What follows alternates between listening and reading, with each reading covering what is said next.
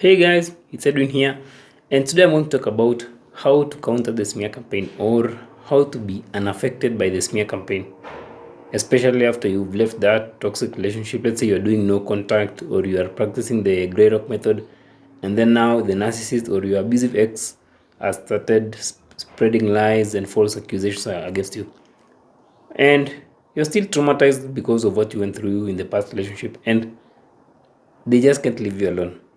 And experiencing the damaging effects of these false accusations and these smears from a toxic individual can have a huge traumatic impact in your life. This can be especially devastating when the lies spread about by your abusive ex harm your relationships and cause you to face questioning and scrutiny from your loved ones. This because they always peddle these lies to those people close to you, your colleagues, your family, your friends. And the thing is, your loved ones will probably side with the narcissist or your ex mostly because your ex is quite convincing, manipulative, and charming. So I'm going to explore the two scenarios which mostly happen in a smear campaign. The first scenario is where the narcissist or your abusive ex is thriving in their lives, thriving in quotes. And the other scenario is where your abusive ex is struggling in their lives. So let's start with the first scenario. So they may project this false self of someone who they have their life together even after that breakup or divorce. And then for you, you're still struggling with the trauma they inflicted on you. So the lies they peddle are in the ranks of you being the one who was holding them back, you being the one who was squandering their money, you being the one who was ruining their life, or you just did things to them which stopped them from progressing in life. So this scenario is where the narcissist may be moving on with someone else, looking happy, even doing new things like the normal one, like buying a new car, buying a new house. And then you, on the other hand, because of the pain you're still experiencing from your of the pain you're still experiencing because of your past experiences, you are struggling in life. You are not moving on. You are still traumatized. And when you're still traumatized, you will find yourself being triggered, defensive, and constantly angered. So, this in itself fuels the smear campaign because your loved ones will be seeing you as the problem in quotes, and you are even stopping your ex from thriving. It sounds so familiar, right? Like they are thriving and you're not thriving. So, the people around you are like, oh, yeah, so you're the one holding them back.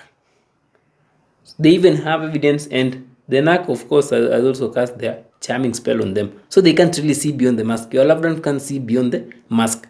So your unhealed self will also look at this and feed you with lies that you are actually the problem. When you see your ex progressing when you're not healed, because you are not healed, the mind will feed you with these things. Actually, you are the one who was holding them back. Actually, they've now changed. So the narcissist planted all those seeds of smear campaign, and those around you are just propagating them. So they planted the seed. They've been telling your friends, like, actually, you see, now I'm happy.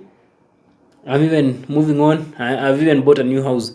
Then to you, because you can't see beyond it, you think that you are the problem. And you now start feeling bad about yourself. So they are thriving and then you're not thriving.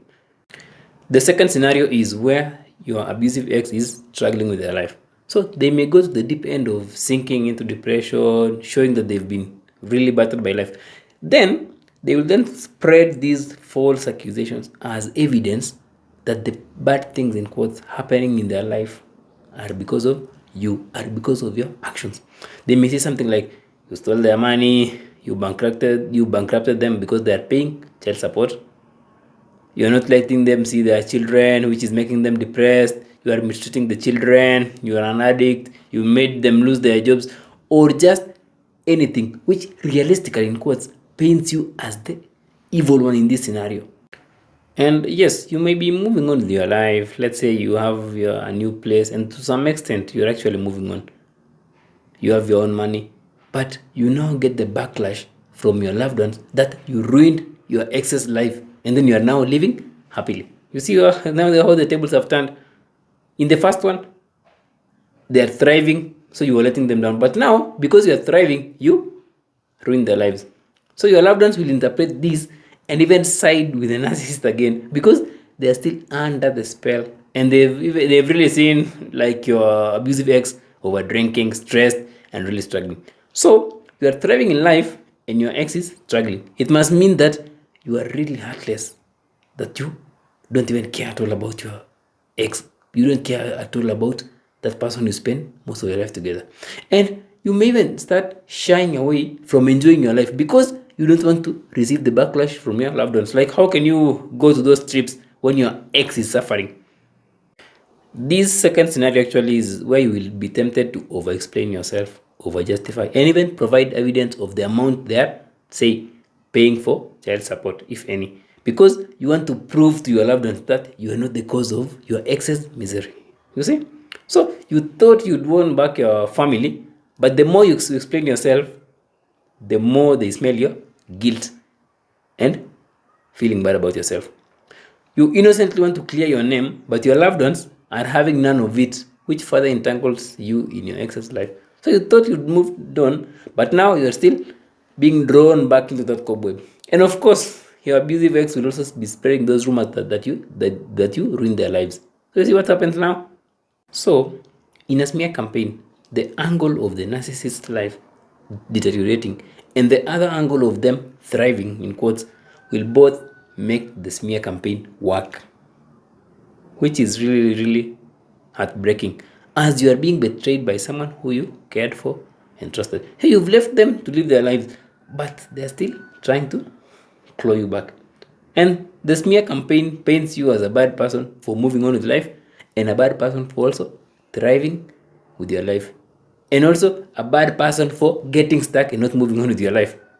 So it's more like you're damned if you don't, and you're and you if you don't, and you're damned if you do. It affects you, and it can even keep you stuck as you will try to fight to win back your loved ones. So you are trying to fight back to win your loved ones, your friends, your community, your church, or just any place where the narcissist has infiltrated. So in both scenarios, you just want to prove yourself that you're not ruining their lives. You want to prove yourself that you are not stuck because you are holding them back. You want to prove yourself that you are a good person, worthy of love, worthy of belonging, and that what your loved ones are listening are just lies. So, smear campaign after you've left that relationship will really work well and pull you back into the jaws of that knack as they now have your attention. And you might even be tempted to reach out to them. You might be tempted to say, like, how can this person do that? How can they? That's the normal normally. How can someone do that? How can someone just lie like that? And I've done nothing wrong. I'm moving on in my life. They're not even paying child support, but the smear campaign is still working. It's made you feel angry. It's made you feel triggered. That's now the success of the smear campaign, making you or drawing your attention on your ex. So, how do you become unaffected by a smear campaign? So, we first have to understand that without your reaction or receptivity to the smear campaign, the campaign will just be like hot air. So when you don't follow along with the lies the narc is peddling or what other people are saying about you because of your past experiences or because of what's happening in their lives, then the smear campaign will have no legs. But when we follow along because we want to prove our worthiness to those around us, we want to prove our worthiness to our loved ones, we want to prove that we are good people, then that's where the problem begins. When we attach our worth to what other people say, even our kids, we will try to prove our worth to those people. We'll try to over explain ourselves. We'll try to do something. We might even compromise our boundaries because we want to win them back. Look at the smear campaign actually as the next step in your own growth and evolution. Like evolution to the point where what others say about you doesn't define you as a person. And the stronger the urge to defend yourself when lies are being peddled against you, the stronger you attach your worth to your loved ones. The more you do the inner work, actually, the more you will realize that all those games manipulative people play, or being painted as the devil, or being seen as a bad person, are just Nothing. Because you deeply understand who you are.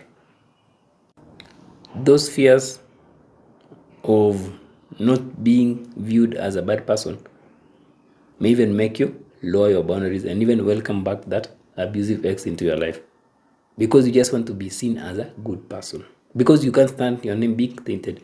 But when you deeply know you are worthy and you've worked on those false beliefs about yourself, you will just stand still and see that there's no point of defending yourself in an asylum. Like, you don't need to use an asylum as as a measure of your own sanity, because everyone is insane.